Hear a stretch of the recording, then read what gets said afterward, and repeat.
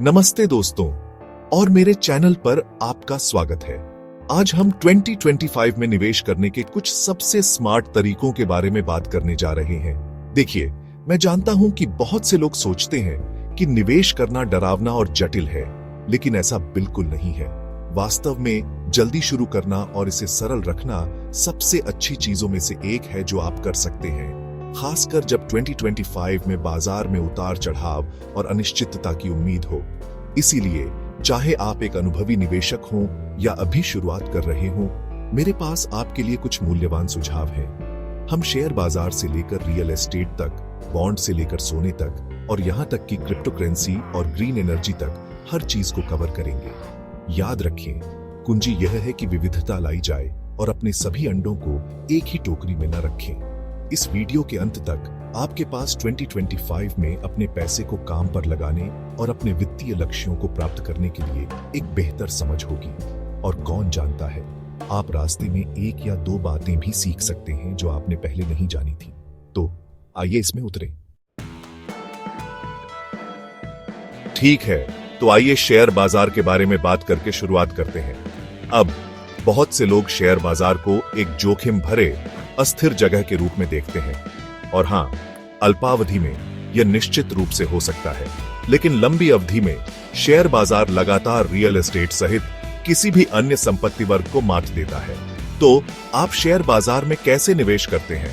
Mutual fund या ETF के माध्यम से, जो आपको विभिन्न कंपनियों और उद्योगों में अपने निवेश में विविधता लाने की अनुमति देते हैं। और सबसे अच्छी बात यह है कि आप अपेक्षाकृत कम राशि से शुरुआत कर सकते हैं।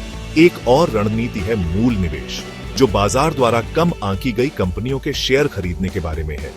यह वॉरेन बफेट जैसी किंवदंतियों द्वारा उपयोग की जाने वाली एक क्लासिक निवेश रणनीति है, लेकिन इसके लिए धैर्य और अनुशासन की आवश्यकता होती है। और अंत में हम एसआईपी या व्यवस्थित निवेश योजना के बारे में नहीं भूल सकते। एसआईपी एक निश्चित अवधि में नियमित अंतराल पर एक निश्चित राशि का निवेश करने का एक तरीका है।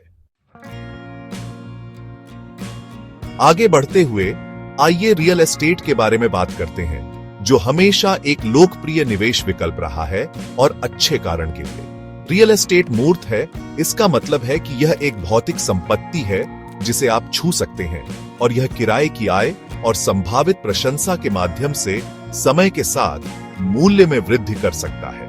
अब रियल एस्टेट में निवेश करने के कई अलग अलग तरीके हैं। सबसे आम तरीकों में से एक आवासीय अचल संपत्ति है, जिसमें एकल परिवार के घर, कॉन्डो और टाउन होम जैसे गुण शामिल हैं। आप इन संपत्तियों को किराए पर ले सकते हैं और किराए की आय अर्जित कर सकते हैं।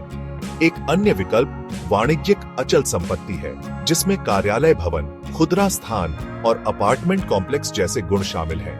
वाणिज्यिक अचल संपत्ति आवासीय अचल संपत्ति की तुलना में अधिक महत्वपूर्ण निवेश हो सकती है, लेकिन यह उच्च रिटर्न की क्षमता भी प्रदान कर सकती है। और निश्चित रूप से हम रियल एस्टेट निवेश ट्रस्ट या आरईआईटी के बारे में नहीं भूल सकते। आरईआईटी ऐसी कंपनियां हैं जो आय उत्पादक अचल संपत्ति के पोर्टफोलियो के मालिक हैं और उनका संचालन करती हैं। अब रियल एस्टेट में निवेश करते समय कुछ बातों का ध्यान रखना चाहिए। सबसे पहले, यह एक तरल संपत्ति नहीं है, जिसका अर्थ है कि इसे जल्दी और आसानी से नकदी में बदलना मुश्किल हो सकता है। इसलिए सुनिश्चित करें कि आपके पास एक दीर्घकालिक दृष्टिकोण है और रियल एस्टेट में निवेश करने के लिए तैयार है।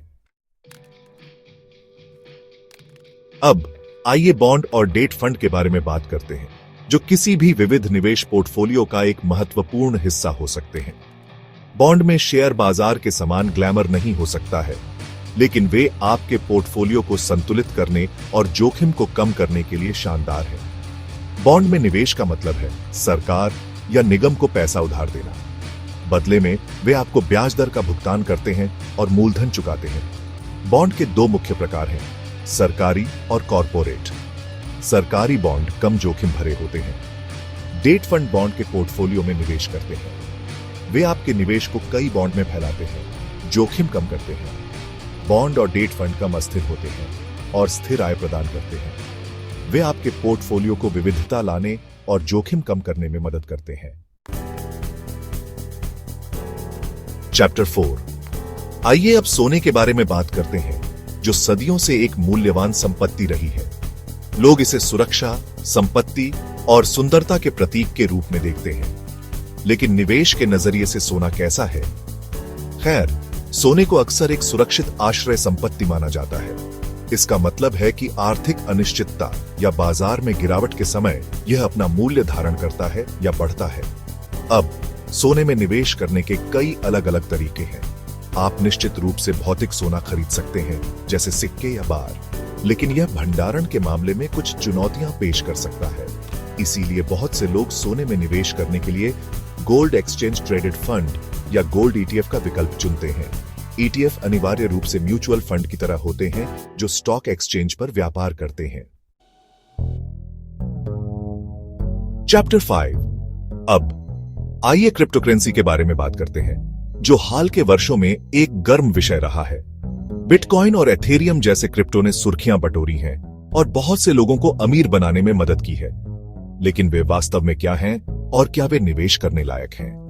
सरल शब्दों में, क्रिप्टो करेंसी डिजिटल या आभासी मुद्राएं हैं जो लेन देन को सुरक्षित करने के लिए क्रिप्टोग्राफी का उपयोग करती हैं। वे विकेंद्रीकृत हैं, जिसका अर्थ है कि वे सरकारी या वित्तीय संस्थान नियंत्रण के अधीन नहीं है। बिटकॉइन पहली और सबसे प्रसिद्ध क्रिप्टो करेंसी को 2009 में बनाया गया था। तब से हजारों अन्य क्रिप्टो करेंसी बनाई गई हैं, जिनमें से प्रत्येक की अपनी अनूठी विशेषताएं हैं। तो आप क्रिप्टो करेंसी में कैसे निवेश करते हैं? खैर, आप क्रिप्टो करेंसी एक्सचेंज के माध्यम से बिटकॉइन या एथेरियम जैसी व्यक्तिगत क्रिप्टो करेंसी खरीद सकते हैं, या आप क्रिप्टो करेंसी में निवेश करने वाली कंपनियों के शेयरों में निवेश कर सकते हैं।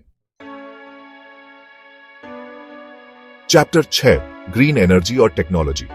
अब आइए ग्रीन एनर्जी और टेक्नोलॉजी के बारे में बात करते हैं, जो तेजी से बढ़ते क्षेत्र हैं और निवेशकों के लिए आशाजनक अवसर प्रदान करते हैं। देखिए, जलवायु परिवर्तन के साथ एक वास्तविक और वर्तमान खतरा है। दुनिया भर की सरकारें और व्यवसाय स्थायी समाधानों में भारी निवेश कर रहे हैं। तो ग्रीन एनर्जी क्या है? यह अक्षय स्रोतों से प्राप्त ऊर्जा है, जैसे सौर, पवन, पनबिजली और भूतापीय।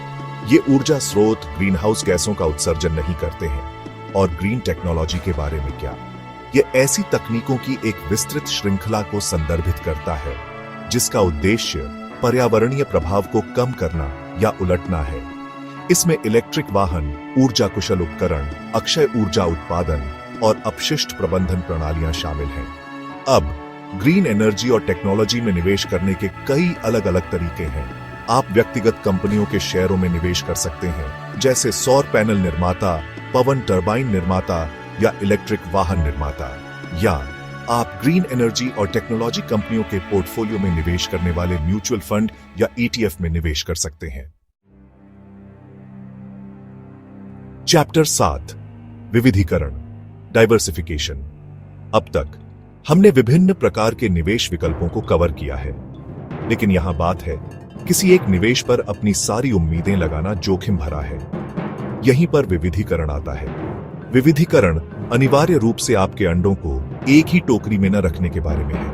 यह आपके निवेश को विभिन्न परिसंपत्ति वर्गों, जैसे स्टॉक, बॉन्ड, रियल एस्टेट और सोना में फैलाने के बारे में है। यह समझने के लिए कि विविधीकरण इतना महत्वपूर्ण क्यों है, कल्पना करें कि आपने अपनी सारी बचत एक ही कंपनी के शेयरों में लगा दी है। अब अगर उस कंपनी के साथ कुछ बुरा होता है, तो आप अपनी सारी निवेशित पूंजी खोने का जोखिम उठाते हैं। दूसरी ओर, यदि आपने अपने निवेश को विभिन्न कंपनियों, उद्योगों और परिसंपत्ति वर्गों में फैलाया है, तो एक ही कंपनी के खराब प्रदर्शन का आपके समग्र पोर्टफोलियो पर उतना अधिक प्रभाव नहीं पड़ेगा। चैप्टर 8। निवेश के लिए एक स्पष्ट योजना बनाएं। अब इससे पहले कि हम लपेटें, आइए एक और महत्वपूर्ण बात के बारे में बात करते हैं, एक स्पष्ट निवेश योजना होना। देखिए, बिना किसी योजना के निवेश करना बिना किसी नक्शे के जंगल में भटकने जैसा है। तो आप एक स्पष्ट निवेश योजना कैसे बनाते हैं? खैर, यह आपके वित्तीय लक्ष्यों, जोखिम सहनशीलता और समय क्षितिज को समझने से शुरू होता है। आपके वित्तीय लक्ष्य क्या हैं? क्या आप सेवानिवृत्ति के लिए बचत कर रहे हैं, घर के लिए डाउन पेमेंट, अपने बच्चों की शिक्षा? एक बार जब आप जान जाते हैं कि आप क्या हासिल करने की कोशिश कर रहे हैं, तो आप एक ऐसी निवेश योजना बनाना शुरू कर सकते हैं जो आपको वहां पहुंचने में मदद करेगी। एक बार जब आप अपने वित्तीय लक्ष्यों, जोखिम सहनशीलता और समय क्षितिज को समझ लेते हैं, तो आप एक निवेश योजना बनाना शुरू कर सकते हैं जो आपके लिए सही हो।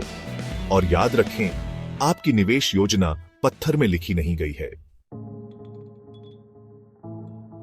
उत्तरों निष्कर्ष तो आपके पास ये है दोस्तों, 2025 के लिए शीर्ष निवेश युक्तियां। याद रखें, निवेश एक आकार फिट सभी दृष्टिकोण नहीं है। आपके लिए सबसे अच्छा निवेश आपकी व्यक्तिगत परिस्थितियों, वित्तीय लक्ष्यों और जोखिम सहनशीलता पर निर्भर करेगा।